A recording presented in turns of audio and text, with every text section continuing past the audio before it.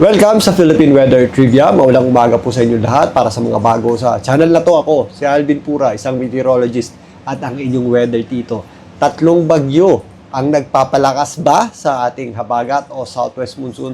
Silipin natin yan. Meron nga tayong tatlong bagyo sa labas ng ating area of responsibility na nagpapalakas o humihila sa ating habagat o southwest monsoon. Ito pong isa ay mas malayo o napakalayo na nasa 3,415 kilometers east ng extreme northern Luzon. Ayon po yan sa Pag-asa. At samantalang, ito namang mas malapit ay nasa 1,950 kilometers east ng extreme northern Luzon din at parehas nasa labas ng ating area of responsibility at parehas pong nasa tropical depression category na may taglay na lakas na hangin na nasa 45 kilometers per hour. Malapit sa kanyang gitna yung kanyang lakas. Ito pong dalawang bagyo na ito ay hindi natin inaasahang pumasok sa ating area of responsibility. Ito po ay kikilos lamang palayo sa ating PAR at tutungo dito sa bagyong dating may international name na Tianhong. Ito po, nasa itaas ng ating bansa. At syempre, nandito pa rin yung ating bagyong Dolphin o bagyong may international name na Dolphin na nasa itaas lamang kumikilos dito sa gilid ng ating area of responsibility at huli pong namataan ng Pag-asa. 745 kilometers northeast ng Itbayat, Batanes. Ito po ay nasa typhoon category at patuloy na kumikilos patungo dito sa southern portion ng China. Ito pong tatlong sama ng panahon na ito o itong tatlong bagyo na ito ay tumutulong o humihila nga sa ating habagat o southwest monsoon. Yung ating daloy ng hangin ay patungo po dito sa tatlong sama ng panahon na ito. Pero yung pinaka-culprit dyan o yung ating pinakasisisihin o yung may kasalanan dito po sa pagpaulan sa malaking bahagi ng Luzon ay itong bagyong may international name na Dolphin. Nakakatulong po itong bagyong mas malapit ng bahagya, ang tropical depression dito sa eastern section ng ating area of responsibility. Pero kung sisilipin nyo yung ating daloy ng hangin, pakurba po yan patungo dito sa bagyong may international name na Dolphin.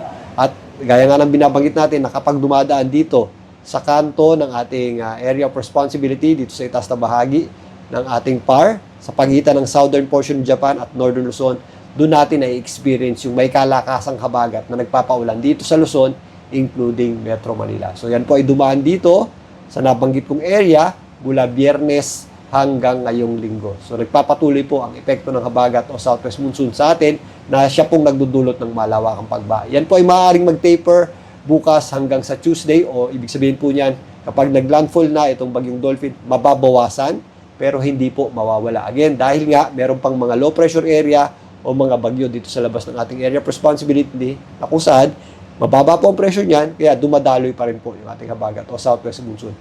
Mahihina po yan ng bahagya pero again, hindi mawawala. Magpa-fluctuate lang po yan sa mga susunod na araw. Pero sa ngayon, iniinda pa rin po natin ang mga malawakang pagulan na nagdudulot ng malawakang pagbaha, particularly dito sa kanlurang bahagi ng Luzon.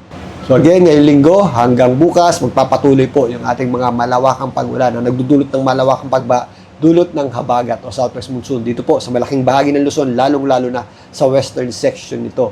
Ayon sa Pag-asa, ayon sa pinakahuling heavy rainfall warning advisory ng Pag-asa, posible po yung ating mga 100 to 200 millimeters na pagulan o yung ating mga intense to at times torrential rains o yung halos walang tigil na pagulan sa mga areas po ng Ilocos Sur, kasama po dyan ang Benguet at Baguio City. Posible naman yung ating mga heavy at kuminsan intense o may kalakasang mga pagulan sa mga areas po ng Abra, Zambales, Pampanga, Bataan, Metro Manila, nasa orange na po tayo, Rizal, Cavite, Batangas, maging dito sa Occidental Mindoro. Ito ay iba po doon sa ating heavy rainfall warning ng Pag-asa. Mamaya talakayin natin yan. Pero posible naman din yung ating mga 50 to 100 o katamtaman at kung minsan malalakas na pagulan sa mga areas ng Antique, Oriental Mindoro, Laguna, Bulacan, Pampanga, Tarlac, Nueva Ecija, Pangasinan, Nueva Vizcaya, Ifugao, kasama po dyan ng Kalinga, Apayao at Ilocos Norte. Ang natitirang bahagi po ng Northern Luzon, maula po ang panahon, posible rin po yung ating mga kalat-kalat na pagulan, ganun din po sa Central Luzon,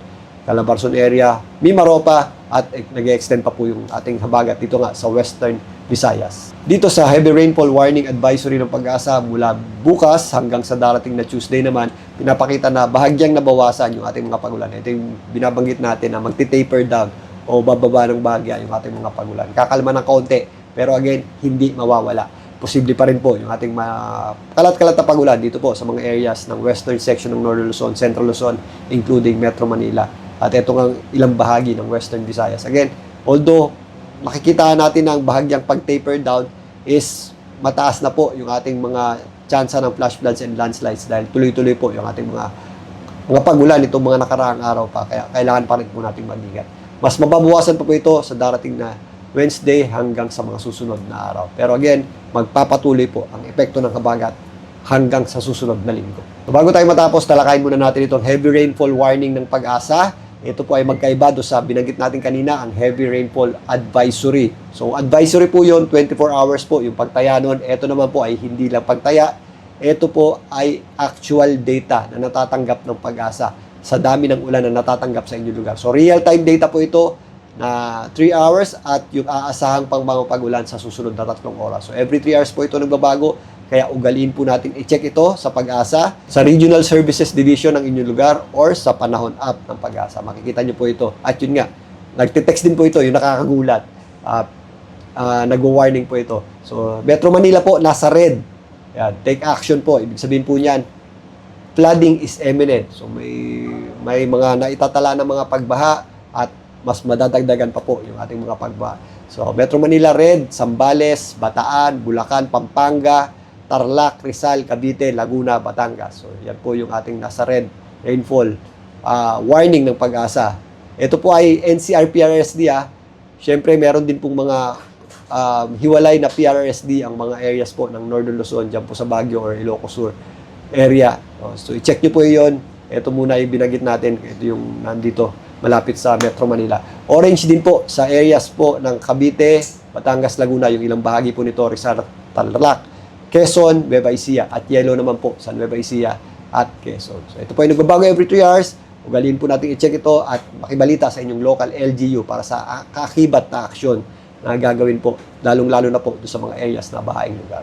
Balikan natin itong habagat mamaya at muli mag-ingat po tayong lahat at stay safe and dry. Muli ito po ang inyong Weather Tito para sa Philippine Weather Trivia.